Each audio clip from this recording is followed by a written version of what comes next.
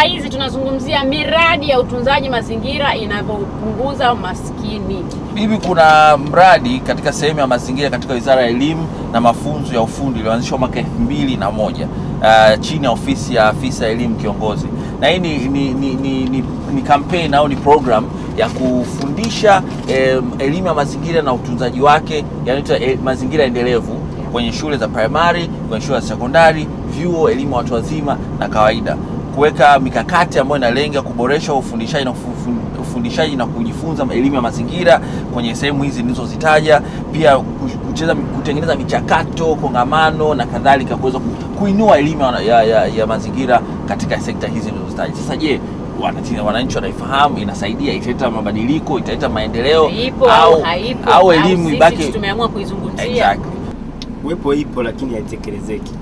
Kiangalia hivyo vyote vinafanyika huku mijini huku, ndio wanasema kuna elimu ya mazingira, kuna nini, kuna makongamano yanayoletwa yataenda kuchezewa hapo wapi wanapaita shamba la bibi. Lakini ukienda kuangalia vijijini, hususan vijijini tunapozungumzia maeneo ya hili swala la mazingira, kule bado hawajui kabisa.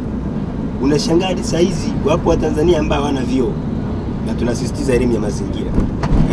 Wapo wa Tanzania ambao ukimpa neti, mwambie hali kwenye neti au afieke mazingira yake, hajui kitu kama hicho. Sasa tunapozungumzia kwamba elimu ya mazingira haijasaidia.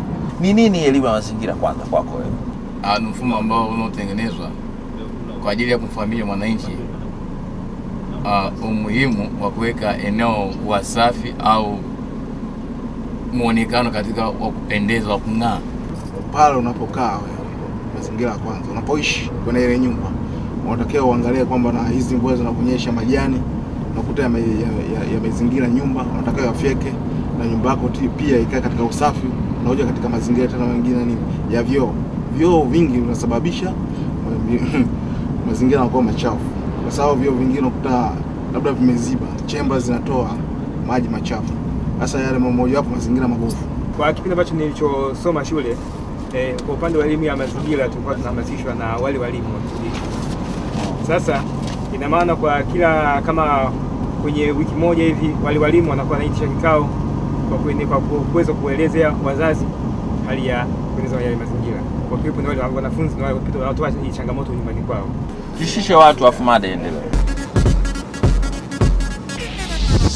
Tumeona Tanzania watu wameshuka, tumepanda na mada inaendelea daladala. Tunachozungumzia ni miradi ya mazingira. Je, inawasaidia wa Tanzania? Je, wanaifahamu? Na je, inaweza kupunguza maskini ikiwa bado inaboresha na kutunza mazingira yetu? Mama, unaonaje? Kwa nchi yetu Tanzania miradi ipo, lakini ile miradi sio nchi nzima. Itakuwepo mjini, hata mjini haiboreshwi sawa. Kwa mfano hapa Dar es Salaam. Dar es Salaam ni jiji kubwa, jiji pana lenye watu wengi sana. Na kutokana na kwamba lina watu wengi sana na nyumba ni nyingi zimejengwa, miundombinu haijaboreshwa.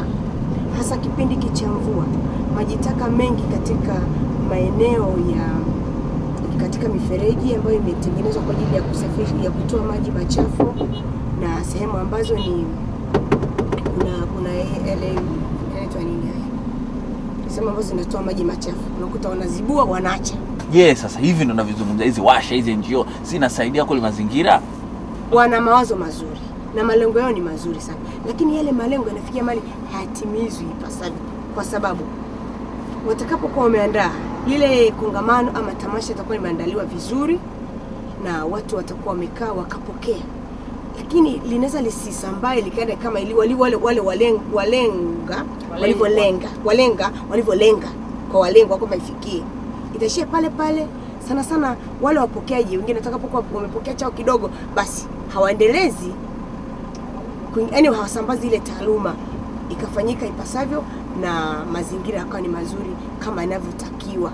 Sawa. Tushishe watu alafu mada endelea.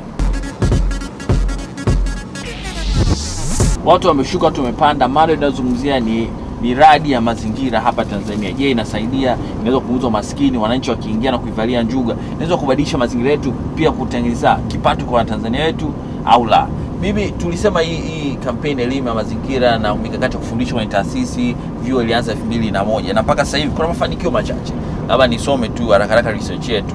Inasema nakala 1.5 ya Kiswahili ya mwongozo wa kufundisha elimu ya mazingira katika shule ya msingi zimetolewa na kusambazwa katika shule zote za msingi. Na nakala 5,000 za Kiingereza na mwongozo huu pia zimetolewa na kusambazwa katika nchi zilizo katika bonde la mto Nile. Na walimu na wakaguzi 810 ya shule ya msingi wa kanda mashariki, 400 wa kanda ya kati ya 50, kanda ya kaskazini mashariki 50 wamepata mafunzo ya uelimishaji ya jinsi ya kuingiza dhana mazingira na kufanya tafiti katika mazingira. Sasa mwanafunzi, mnafundishwa hii elimu inatolewa, sio kwamba itolewe, na inatolewa kwa njia mbalimbali, lakini swala linakuja katika wanafunzi au wazazi na wananchi wote kwa ujumla, kwamba je, ni mkazo gani unatolewa kwa wananchi ili kuweza kufanikisha hizi shughuli. Sio kwamba serikali haitoi nini elimu kuhusu mazingira, ila swala inakuja kwa wananchi wenyewe. Je, wanatekeleza yale wanayoambiwa na serikali? Wewe sasa mwanafunzi wewe mwenyewe unatekeleza? Kwangu mimi naweza kusema kuwa natekeleza. Hasa kwa sababu tunafanya kazi na wataalamu tofauti ambao wanaisupport daladala na harakati zetu. Hebu tuone mtaalamu huyu anasemaje kuhusu hili swala, afu tarudi na kudadavua mada. Mradi ni seti ya shughuli ambazo zinahusiana, zinazolenga kwenye kutatua au kufikia malengo fulani. Sasa tukija kwenye mazingira, manake ni shughuli zile ambazo zinalenga kwenye kutekeleza shughuli za kimazingira ili kuboresha mazingira. Kuna vitu viwili ambavyo vinaweza vikafanya miradi ianzishwe. Kwanza ni kuona kuwa labda kuna hali fulani ya mazingira imeharibika, kwa hiyo kuna haja ya kuchukua hatua za kudhibiti hiyo hali. Ya pili ni kuendeleza sehemu ambayo tunaona kuwa ni muhimu iendeleze kutokana na hali yake. Tuna miradi ya kuhifadhi mazingira ya Kihansi ambako ndio umeme unazalishwa, lakini vile vile kuna fursa nyingi ambazo zipo kwenye ukanda wa pwani ambapo kwanza ni uvuvi, masuala ya utalii, ufugaji samaki na kadhalika. Kuna shughuli nyingi sana ambazo zinahusiana na kuhifadhi mazingira ambazo zinaweza zikawapatia wananchi kipato. Kwa mfano Moshi kuna vikundi ambavyo vinahakikisha tu mji ni safi. Kwa hiyo ukionekana unatupa takataka, wewe unakamatwa, unatozwa fine, na usipoweza kumudu fine unafungwa. Sasa hiyo ni fursa kwa wananchi ambapo wanapata kipato kutokana na kuhifadhi mazingira. Tumejionea wenyewe wa Tanzania mtaalamu wetu ukisaidia kudadavua hili swala kwa undani zaidi, kwamba miradi ipo, wa Tanzania tunasema hatuna kazi, hatuna hela, hamna vipato, lakini kumbe kupitia utunzaji wa mazingira unaweza kupata vipato. Na umetoa mfano hapo Moshi, kuna miradi ambayo inafanya jiji liwe safi kwa ajili ya miradi ya mazingira. Njia ya kutunza mazingira kuna uwezekano kuwa na kipato na kuwa ni mradi kwa jamii, endapo kama watu watajipanga na kujituma kufikiria hili swala na kuweza kulifanyia kazi ipasavyo. Watanzania tumefunguka kwenye njia hizi za kupata kipato? Watanzania ndio tumefunguka kwa njia hizi, lakini unajua kwamba kwa sasa hivi tulivyo na hali zetu hizi ndogo, kwa kila anayeamka anajua je, nitatafuta nini leo nipate.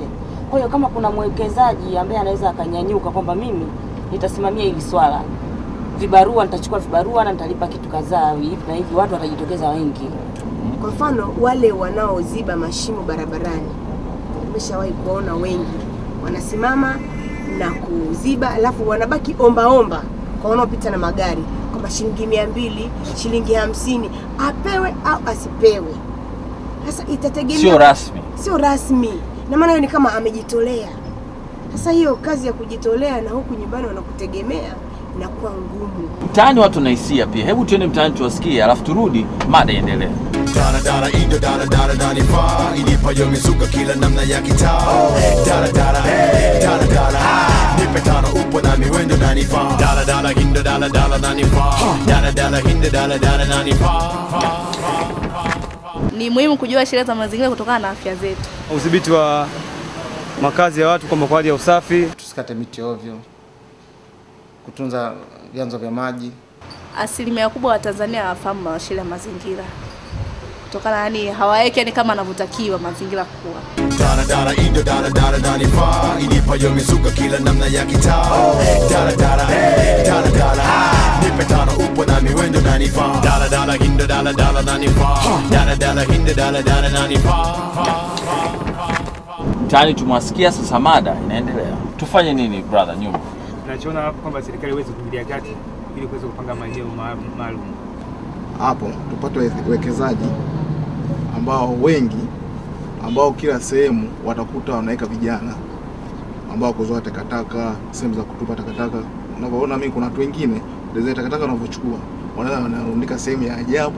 Unaona sehemu yote tu wanatupa, kila nyumba wanapita wanachukua takataka, sehemu ya kwenda kuzitupa hamna. Hao ndio kutupa kwenye dampo ambao limeshawekwa, limeshajaa siku nyingi. Kwa cha kufanya, kitu cha kufanya hapo yani wawekezaji.